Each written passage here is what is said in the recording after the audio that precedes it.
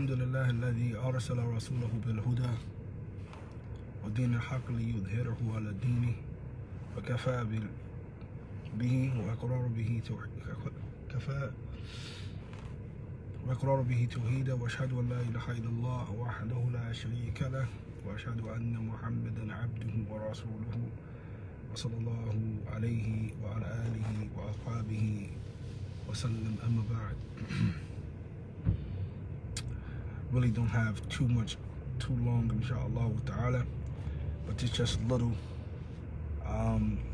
Even though it's not asked for, and my 2 cents really doesn't matter so much. However, I would just want to give a little bit of reflections, inshallah ta'ala, on an upcoming spring lecture that will be taking place at Masjid Muqbil for those who reside in the Philadelphia area.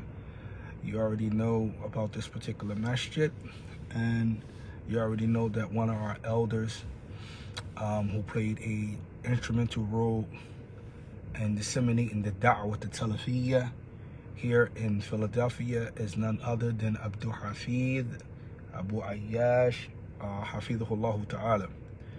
And there is a tremendous lecture that they will be putting together, but I would just like to give my 2 cents on this lecture. No doubt the topic is tremendous.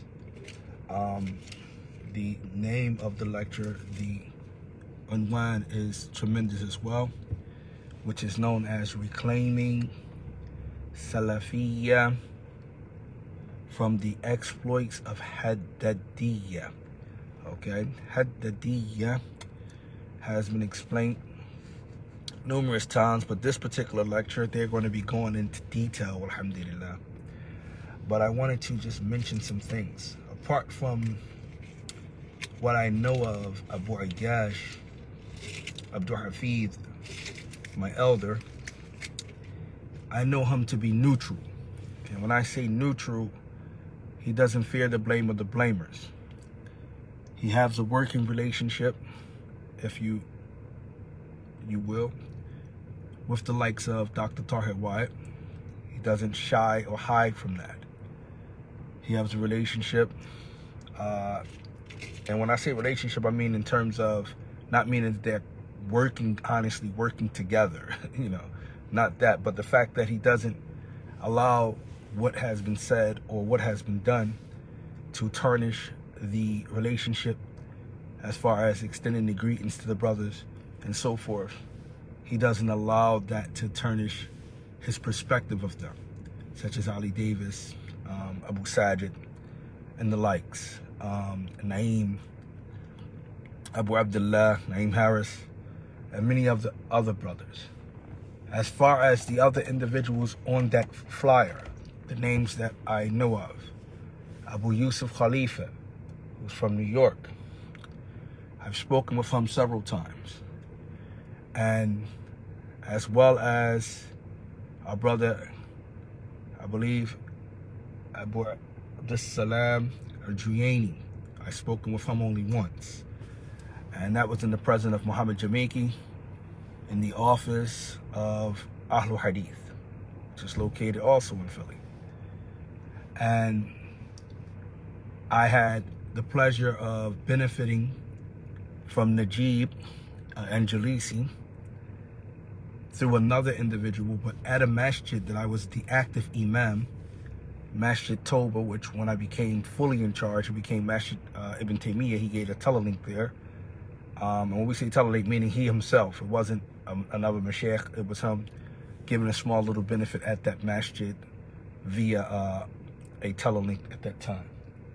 I don't know the other brother, Abu Abdul Malik, Abdul Haq. I don't know him. But what is my point?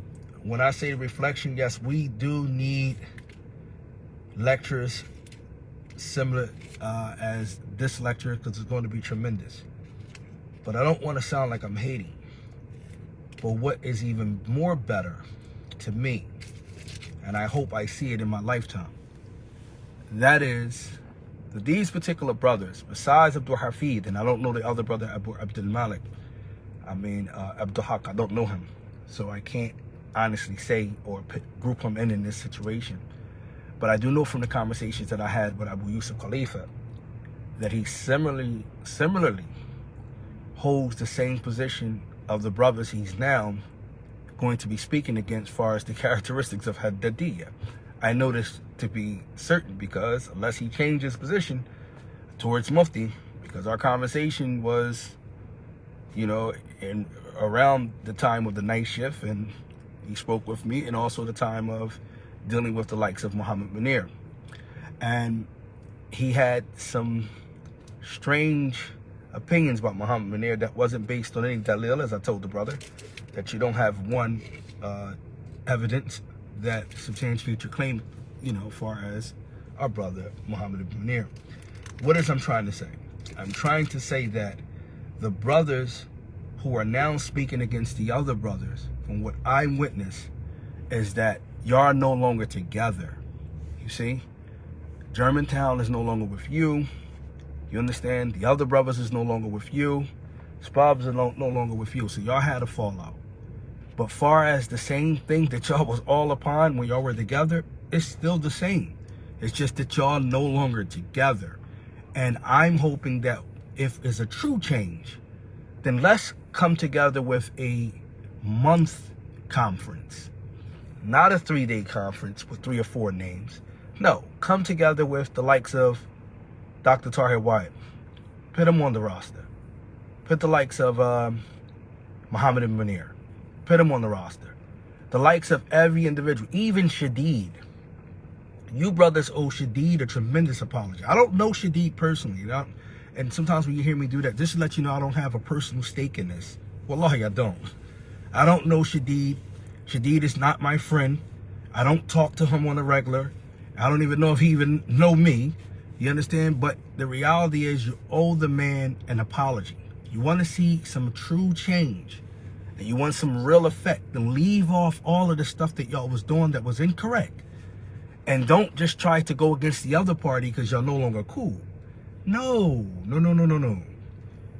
Have a big get together with everyone and show the world that when Allah Jalla wa Ala says, إِنَّمَا الْمُؤْمِنُونَ إِخْوَةً, that the believers are only brothers. وَاعْتَصِمُوا بِحَبْلِ اللَّهِ جَمِيعًا وَلَا تَتَفَرَّقُوا. Allah Jalla wa Ala says, hold you all together collectively to the rope of Allah and don't become divided. Show the world what this means. You want to actually remove Haddadiyyah? Then let's remove it from everybody. From the role that we played in it, from the characteristics that we have, let's remove it from everybody. Do you understand? And this also goes on the flip side towards Ali Davis, towards Dr. Tahir, towards Muhammad Munir. All on the flip side is them as well. Work together. Well, not Muhammad Munir, so to speak, because I do know from him that brother do work with you. No matter what level you are. You don't need a degree to be working with the likes of Muhammad Munir. He doesn't hold that. Nor does Dr. Tahir Wyatt. I never experienced that from him neither. You know, but some of the stuff that I see the brothers doing, and you know, even from the Imam Muslim family, so I'm going to keep it a beam. I'm not going to hold my tongue on this. I see brothers picking and choosing who they want to work with, and that's still the same stuff that the other brothers are doing. But you all want to be recognized by each other. Y'all got to stop. Got to stop, man. This is a law deen. This is not y'all deen, number one. All right? Whatever you learned, alhamdulillah, you can always increase in more. You always get more understanding. But don't take a high position with it. Work together. That's what my advice is. So I am happy to see that they're having, you know, this talk. But I would be even more happier if it was a collective talk and everyone was coming to the table and we all can benefit. Imagine the effects and imagine the impact that would have on the city. And imagine what would have once it reached the tri-state or once it spread through North America. Imagine that all of you come back together, bringing back some of those QSS days. Imagine that, right? Sound too much like right? Imagine that, because it's a shame that we believe that a disagreement is grounds for separation. If the disagreement have support and evidence substantiating it, if the disagreement is a fiqh issue and not an Akida issue. You understand? And this is weird, because that's what people are doing.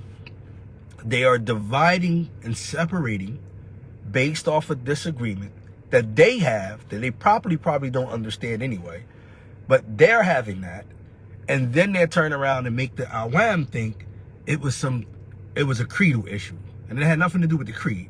And then they have the Awam thinking that, you know, this fiqh issue was a real major issue, but a fiqh issue is not grounds enough, period, to separate. You don't separate over a fiqh issue.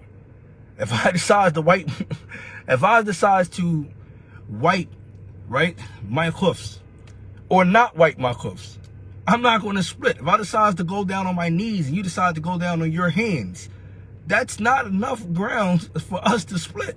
You understand? That doesn't work. But if we're talking about creed now, if I'm saying Allah is above his throne, and you're telling me, no, Allah is everywhere, that's different, okay? That's different. And if we can't sit down and really talk about that, and you're going to spread that and keep spreading that with no clear evidence to support you, then you have, by default, we have to separate because that's a creedal issue. You see the difference? And that's not clear cut neither. You have to be careful when you even make that, you know, that statement, because you have to make sure that both parties understand what's exactly going on. So this is what I wanted to just bring as my observation. A lot of people have been sending me the flyer, and they've been sending it to me, and I'm just saying, okay, I mean, I know you happy, but I'll be happy if they really apply it now. You want to talk about Haddadiyyah? Let's apply it. All right? You're no longer with them. They no longer with you. So you want to speak against them. Okay. But now let's show that you understand that you give up all of that stuff. Go apologize to Shadid. Go apologize to Dawood. Oh, wait. Go apologize to all individuals that have been harmed from the effects of this Haddadiyyah. Go apologize to them. Sit down and figure out how y'all can do a good conference together to show the people that y'all have what?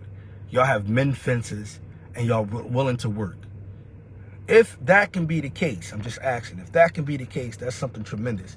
We as the Awam, man, we got to stop being cheerleaders, because that's all we're doing. We're just sitting on the side being cheerleaders, and we're aiding people on. It's becoming enablers. You want more, you're going to have to demand more. Stop being on the sideline cheerleading somebody. You know it's wrong. You know what's in your heart is wrong. If you know you sitting there listening to Shadid, and then the people you sitting there bumping on the flyer, they don't bang with Shadid, but you listening to them as well, right? But you secretly listen to Shadid, but you don't want to say nothing because I'm just, you know, who am me? I'm a wham. But you're going to sit there and keep trying to support both like you playing a neutral ground. You're not. You play a better ground and a better role if you stand up for what is haqq. All right? It does not mean you have to be a scholar and stand up for the truth. It doesn't mean you have to be a what? It doesn't mean you have to be a student of knowledge to stand up for the truth. If you look in Surah to Yasin, if you look in Surah to Ghafir, you see that the man that stood up, right, for the prophets, even the one who stood up with Fir'aun, it doesn't mention that he was the people of knowledge. It doesn't mention that he was a scholar or so forth. If you know the haqq is the haqq, you stand up for it, period. These brothers are, you stop cheerleading and standing on the side. Oh, I'm going to root for them. No, I'm not rooting for none of you. And I mean it. I'm not rooting for no one until I see change. I'm sorry. That's just where I'm at with it. Because I really want change. You know, that's what I want. And until this day, I can actually honestly say that I never had nothing personal against anybody. Not on the night shift. I don't have nothing personal against Abu Khadija. I don't have nothing personal against Somali. I have nothing personal against none of those guys. Even though I had a personal incident with Abu Somali. But I don't have nothing personal against any of those guys. If those guys are willing to rectify their mistakes, that I, you know, not that I deem their mistakes, that they know that they're mistakes and they rectify those mistakes and the harm that they cause to others, not best. I work with them in a heartbeat. It's just that simple. Why? Because, again, we're about rectifying our situations, making tawbah to Allah Jalla wa Ala, and pushing the dawah forth. You know, and that's, inshallah, that's what I wanted to bring. Just a little reflection, man. Hopefully you guys, the flyer is out there. I'm not going to share it on none of my platforms because that's not the purpose for me doing it. I'm not, like I said, I'm looking for collectivity. I'm looking for unity. That's what I'm looking for. And until Allah take my soul, that's what you're going to always hear me speak from me, from my heart. I want unity. That's what I want. If we all keep saying we follow the same dawah, we take from the same books, we take from the same scholars, just like Abu Uwais Rahimahullah said, if we all claiming that, then what is the problem? Everybody's claiming that. Everybody's claiming that. If you go to this person's class, you read his books, trust me, he's reading the same stuff. If you go to Shadeed Muhammad class right now, I guarantee you, his Aqeedah is going to be coming from the Aqeedah to Salaf. I guarantee it. And if that's the case, then what's the problem? We got to put our egos to the side. It doesn't matter who like who get more fame who. It doesn't matter who's famous, who this. I mean, the result of dawah always with Allah. Who's going to be impacted by the dawah is from Allah. It's not from me. It's not from you. It's not from nobody. Do you understand? It's from Allah. That's how it works. And that's why the dawah is always the best, because it's based on sincerity. It's not based on reputation. It's not based on what knowledge you think you possess. It's based on sincerity. And if you want Allah's word to be the uppermost, Allah is going to know that from your qalb. And He's going to make your dawah be successful. He's going to make your dawah to be successful. Do you understand that? This is what I'm saying. So I hope Allah Jalla wa Ala allow our dawah to be successful by allowing us to be sincere and really wanting His dawah to go forward. And we ask Allah Jalla wa Ala to bless the brothers that did come together and open their hearts to extend their hands towards the individuals that they spoke ill about. Yes, the people, like Abu Yusuf Khalifa, apologize to Muhammad ibn Munir. Apologize. Yes, I call for you to apologize to that brother. Yes, Abu Salam, Triani, apologize to Dr. Tahir, because I heard the statements that you made right from your own mouth when we was inside the Masjid al-Hadith. And I explained to you that none of that have anything to do with the deen. None of that have anything to do with the deen. You heard what Sheikh Salih Suhaimi said. None of that had anything to do with the deen, and you having us split over personalities. We're not doing that. The brother, alhamdulillah, he studied, he stayed over there a little bit longer than a lot of you guys. Alhamdulillah. All right? No, that doesn't make him the sheikh of all sheikhs. Tahir doesn't even go around calling himself sheikh, number one. He won't even allow you to do that. And number two, you know what I'm saying? He got his doctorate, so he can say Dr. Tahir Wyatt. That's what he does. He has his doctorate, so he can say that. And they're not the only brothers. Work with other brothers too that we don't know, the names that I'm not mentioning. Work with them. Stop casting suspicion on every brother you hear about. Oh, Fulan got to be from the Ikhwani. Why? Because you didn't hear him before? No, that don't make him Ikhwani. Oh, man, this and that. And we like that. We got red flags up. Oh, so-and-so is such and such. No, that don't make them like that. You don't know these brothers. You don't know them. And they might have studied, really studied. You understand? And you're sitting there saying all of these bad things about them, casting suspicion on them because your favorite group or your favorite da'i, your favorite masjid, or your favorite group of students is not endorsing them. We have to stop that, okay? We have to stop that. We ask Allah Jalla wa Ala to allow us to become better. That's what I wanted to bring, inshallah ta'ala. Like I said, I'm not sharing that flyer, so don't look for it on my page. I'm not sharing it. And I do love Abdul Hafid, so this is not against anything against Abdul Hafid. I do love my elder, alhamdulillah, and I'm not against anything that he's got going on, and may Allah Jalla wa Ala makes it better. But as I said, we need unity, brothers and sisters. That's what we need, inshallah. So, mashallah. Whatever we said that was incorrect, man. You know, if it sounds like we hating, I know some people are going to take this back. I said, look, the brother hating. You know, I asked Allah to forgive me if my words couldn't become out better, a little bit better, right? If it sounds like hating, I ain't hating on none of these brothers. Also, there's another brother out there that I benefited a lot from. He was also caught up into this stuff as well. But I still think that y'all should benefit from him. And I don't hold nothing personal, but he does owe Muhammad Munir an apology. He does. And that's our brother Abu Maryam Abdul Alim. That's my man. Don't get me wrong. I benefited a lot before I, brothers, before I even came calling to the da'wah. That was one of the brothers that really touched me. And I believe he's doing his thing now. He has some stuff that he's doing on YouTube, and he's teaching. And inshallah ta'ala, I will start sharing some of his stuff because that is my man. But like I said, he was fair with me when I told him to bring a proof or evidence against Muhammad Munir when he was telling me to stay away from him. And he said, "You're right." He said, "You're right." You know, alhamdulillah, and he understood that. He didn't try to beat me down or anything like that. He knew that, you know, and that's what you got to have. You got to stand firm. Somebody saying something to you, don't sit there and just take it because he's food for land in our land. Tell him, no, where's your dalil? Where's your evidence? Ask him, and don't be afraid. Tell him, no, where's your evidence? And if they can't produce no evidence, then you tell them, sorry, brother, I can't take it.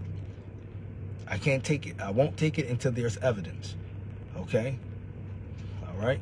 Assalamu alaikum wa rahmatullah. Subhanakallahumma bihamdika ashhadu an la ilaha illa anta astaghfiruka wa atubu ilayk. Jazakallahu khairan.